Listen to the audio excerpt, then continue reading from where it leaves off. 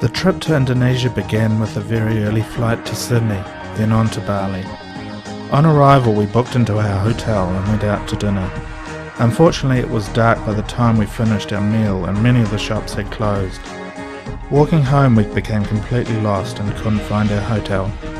Neither of us could even remember the name of it. We were at the point of giving up and getting another hotel when we found an internet cafe. We used Google Earth to find a distinctive bend that we could remember on the street of our hotel.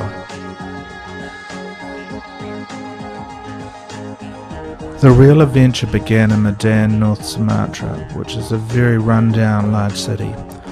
Going for a meal required leaping over open sewers and missing footpaths.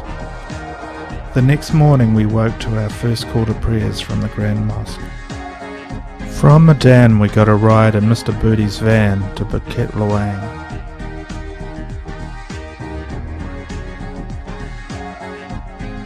There is no rubbish collection in Sumatra. People burn all their rubbish in piles on street corners and in gardens. Everything in Sumatra comes on a stick, even donuts. Getting to the orangutan rehabilitation centre required crossing the river in a canoe. We were fortunate to see many orangutan in stages from just arrived to released in the wild.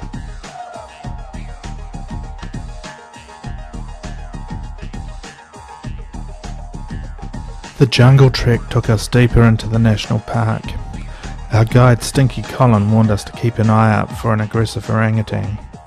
Unfortunately, he didn't warn Bridget about a small caterpillar covered in venomous hairs, which she managed to put her hand on. For me, monster ants were the thing of nightmares, and they were too fast to photograph.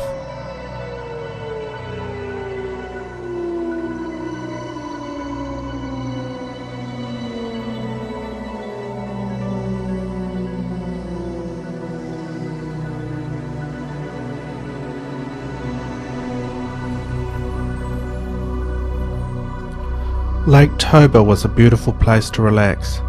We stayed at Tuk Tuk on Somerset Island.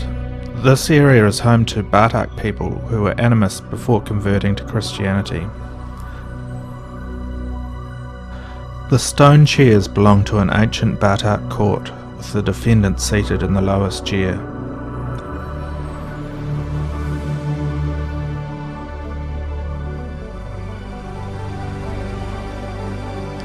Tuk Tuk was virtually deserted through lack of tourists after the Bali bombings.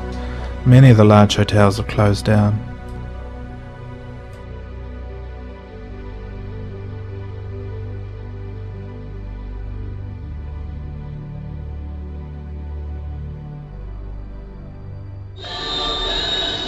The bus ride from Lake Toba to Bukit was a terrifying frozen 18-hour hell. I caught fleas and had to be stripped and sprayed with fly spray when we eventually found a hotel at 5 in the morning. Bukit is at a much higher altitude, making it cooler than the coast.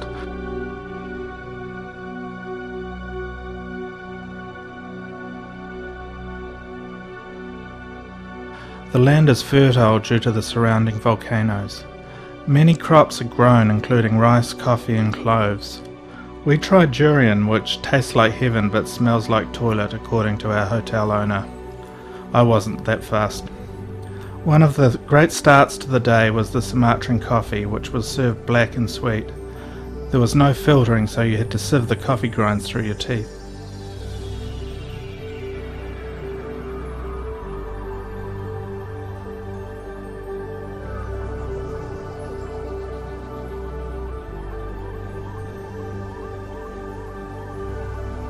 Stopping at a cafe for lunch, the waitress started bringing out dish after dish. You pay for what you eat and the remainder gets cold and covered in flies before being returned and sold to someone else.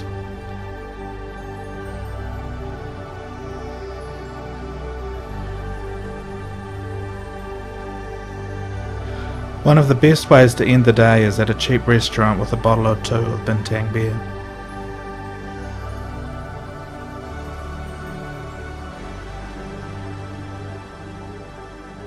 Padang has the most amazing collection of painted buses and boy racer minibuses.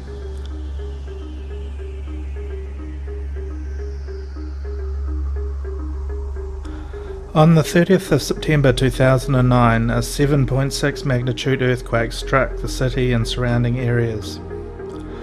Of people's single-storey homes, virtually every brick house was flattened. Most concrete houses were significantly damaged, but wooden houses survived relatively well. 3 months later, and many people are still living in tents.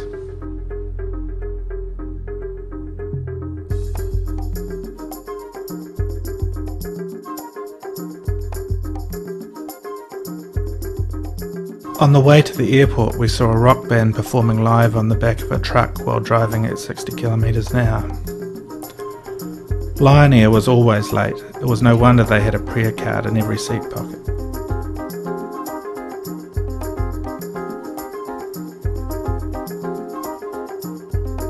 Arriving in the evening in Jakarta was like stepping into a Blade Runner movie. There were bright lights, modernity combined with Asian chaos and sense. Wandering through the slums near the old port of Jakarta, a man offered to take us on a tour of the harbour in his boat. The prop fouled many times on plastic bags in the water, requiring him to lean over and clear it. I was sure we were going to fall out every time and was terrified what we might catch if we did. The wooden motorised schooners are used to transport freight around the archipelago.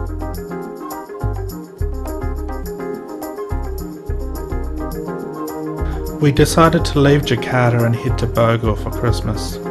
It is higher and cooler with a large central botanical gardens. We spent a bit more for a nicer hotel but ended up in a strict Muslim one, where alcohol was prohibited and you had to be married to share a room. The gardens were beautiful, but the rest of the city was a hole.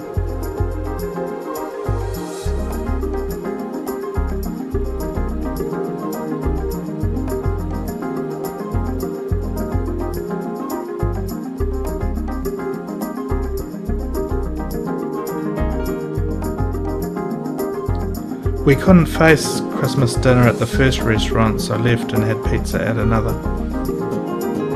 The main attraction in Bandung is Jean Street, where all the knockoff clothing is sold. The shops have large advertising, including a 20-foot high Rambo. I caught E. coli from a dodgy kebab and spent 3 days in hospital. Bridget got to do a happy dance when we finally got to leave. The train from Bandung to Yogyakarta broke down on the way, and we spent hours waiting for it to be fixed. There was a dwarf sitting next to Bridget with multiple cell phones, all going with a hail taxi ringtone. Taxi! We were fortunate to beat him to the last good hotel room in Yogyakarta. Borobudur was built as a Buddhist temple in the 9th century. It has been restored and is always busy with tourists. Many English language students stopped us all over Indonesia to practice their English and to take a photo of us. I thought it was time to take a photo of them.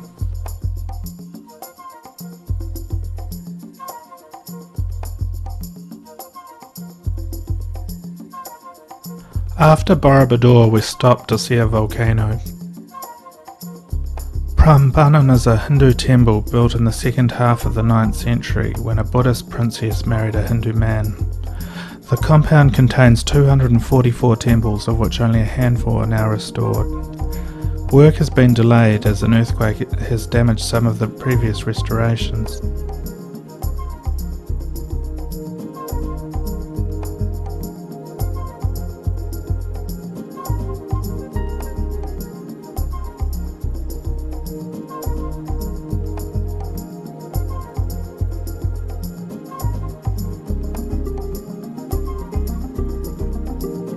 The walls of our hotel in Yogyakarta were painted with a large mural. We could even hear the dwarf from our room. I think he was stalking us. Taxi! The central city food and flower markets were enormous, and Bridget managed to purchase a kilo of star anise.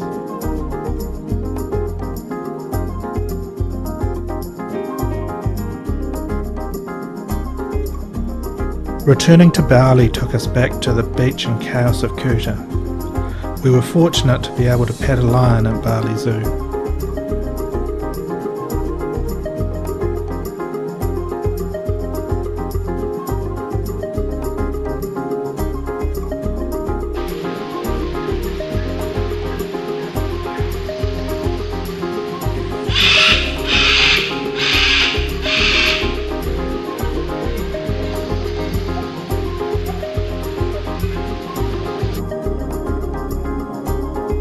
Waiting for the flight home gave us an opportunity to reflect. The travelling had been difficult, but the people we met along the way were fantastic. The time we spent at Sumatra will stay with us forever.